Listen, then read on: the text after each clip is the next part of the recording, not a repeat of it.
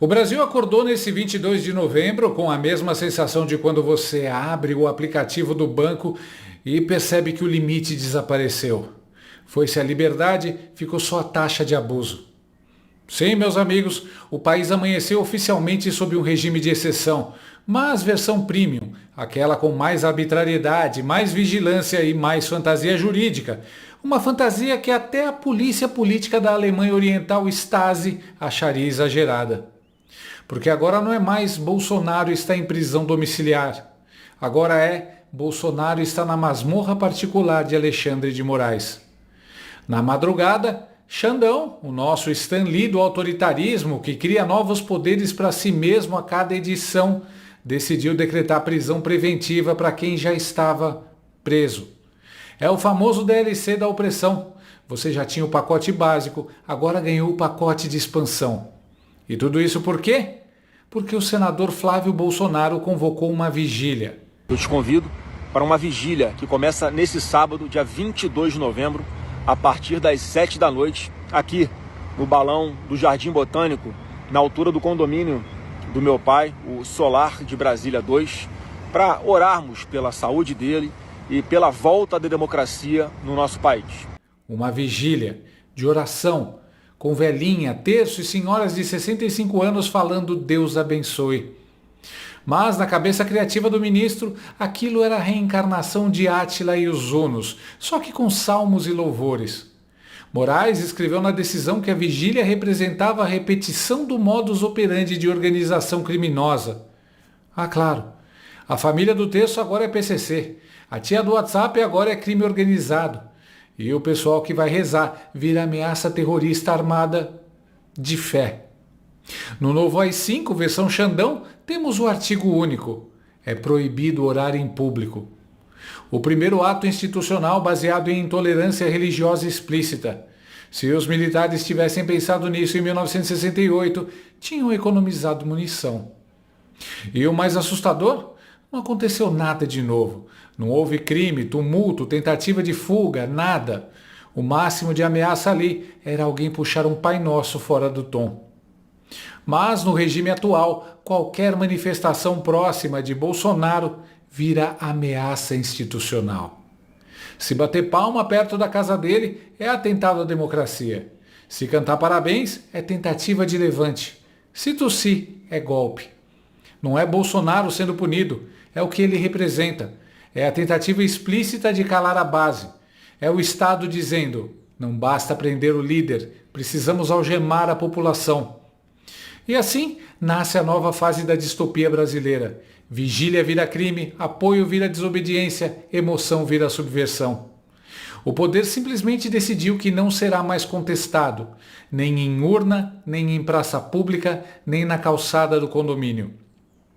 Ditadura é isso, quando a autoridade tem medo até de quem dobra o joelho para rezar. Contraste interessante. Bolsonaro virou réu por golpe, mesmo estando nos Estados Unidos. Por quê? Porque pessoas protestaram no Brasil. Agora Bolsonaro é preso porque pessoas fizeram vigília, enquanto ele estava isolado por policiais federais. Nem precisa agir. Se alguém respira perto dele, é ele quem paga. Lembra dos petistas desocupados passando anos na porta da PF gritando bom dia, presidente, pro Lula? Bom dia, presidente Lula!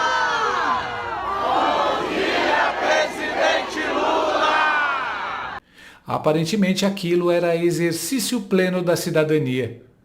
Mas quando apoiadores de Bolsonaro vão rezar, vira grave ameaça às instituições.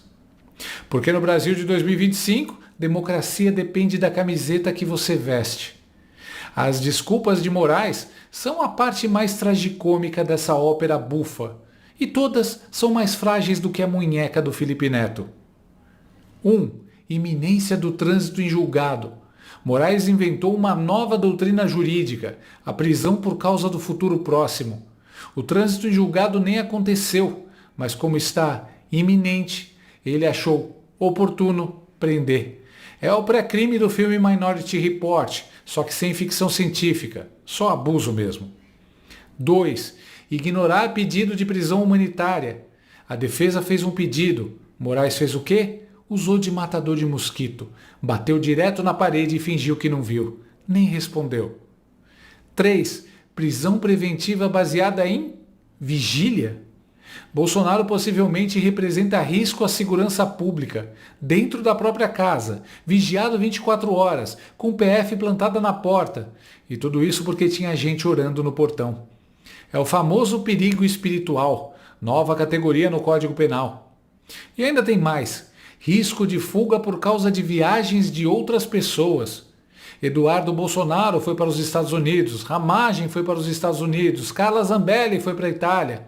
Então, segundo Moraes, isso significa que Bolsonaro, preso em casa, ia fugir. Sim, porque na lógica do Xandão, responsabilidade individual é para inglês ver. Para brasileiro, vale responsabilidade por osmose. E a cereja do bolo, a tornozeleira? Segundo Moraes, Bolsonaro tentou quebrar a tornozeleira para fugir. Só tem um detalhe: a PF e a PGR já tinham dado pedido à prisão antes de qualquer incidente com tornozeleira.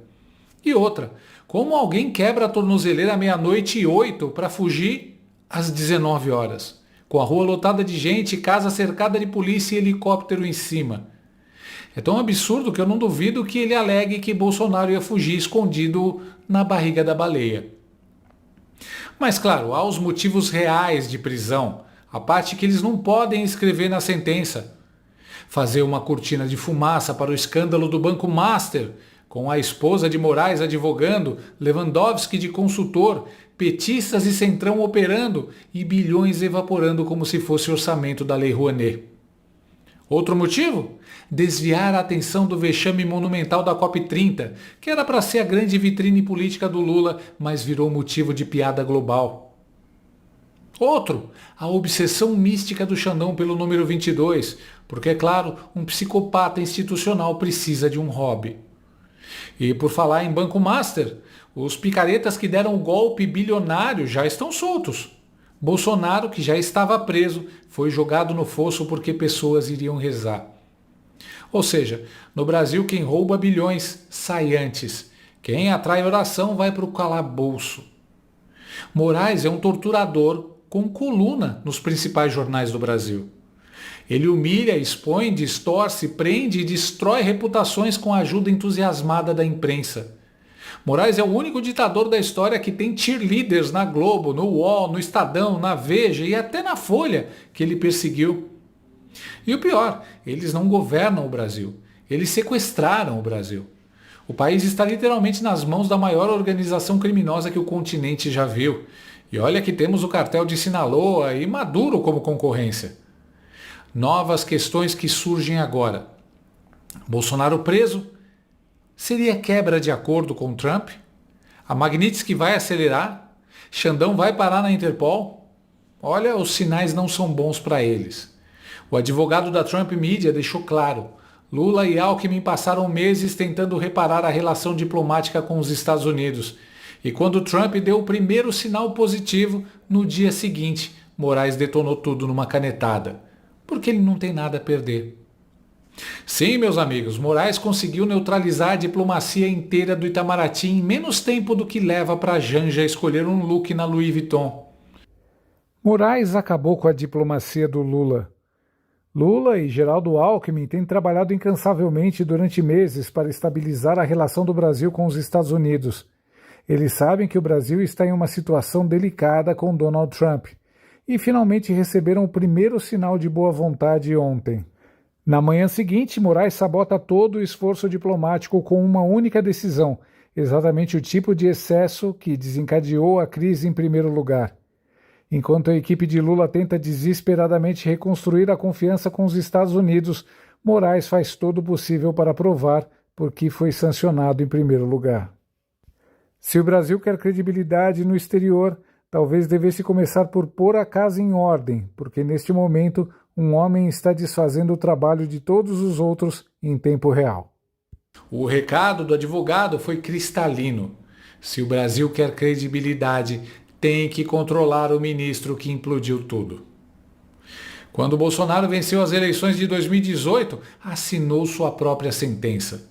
O sistema nunca aceitou, o sistema nunca tolerou, O sistema nunca permitiria que alguém quebrasse o ciclo de 100 anos de poder. Presta atenção no padrão e na evolução dele. Em 2018, tentaram matar Bolsonaro. Em 2022, censuraram Bolsonaro. Em 2026, prenderam Bolsonaro. Se continuar assim, em breve eles irão conseguir realizar o objetivo de 2018. É tudo o que eles querem.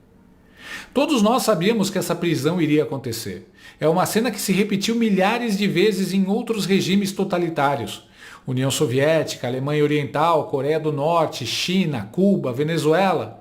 Comunistas não são criativos, são previsíveis, repetem a mesma fórmula há mais de 100 anos. Só que nenhuma outra pessoa teria chegado tão longe quanto Bolsonaro. Nenhuma outra teria resistido a tanto. Ele só ficou de pé porque não estava sozinho. Tinha Deus e o povo.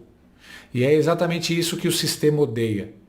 Esse episódio será lembrado como uma das maiores vergonhas da história brasileira.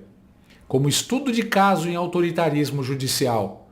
Como aula sobre como destruir a democracia alegando defendê-la. Os ditadores serão lembrados como estudamos nazistas hoje, com repulsa e vergonha. E os mártires? Esses não morrem, esses viram história. Porque não existe prisão capaz de segurar uma ideia. E quanto mais eles tentam destruí-la, mais ela cresce. Quanto mais abusam, mais se expõem. Quanto mais atacam Bolsonaro, mais o povo entende quem são os verdadeiros inimigos. E a verdade, essa que Bolsonaro ajudou a rasgar os véus, já escapou. Não volta mais. Minha oração, proibida pelo regime, mas livre no meu coração, é para que Deus recompense esse homem que suportou tudo por milhões que nem sabem o que está sendo feito contra eles. E até pelos que hoje aplaudem sua queda sem perceber que eles serão os próximos.